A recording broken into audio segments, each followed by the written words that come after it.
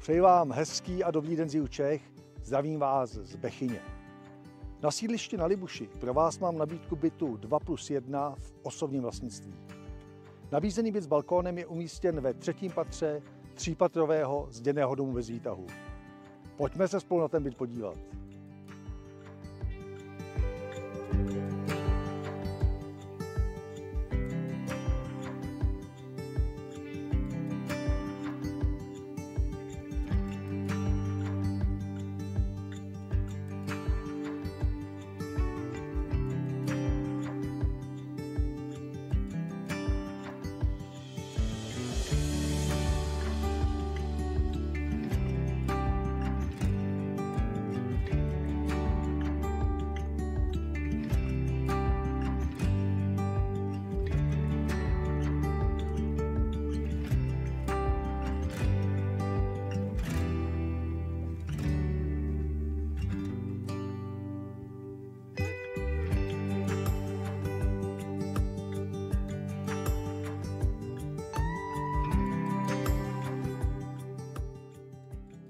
Jmenuji se Ivan Horňák.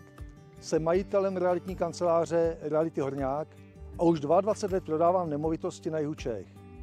Jestliže vás nabídka bytu 2+1 na sídlišti na Libuši v Bechyni zaujala, určitě mi cinkněte.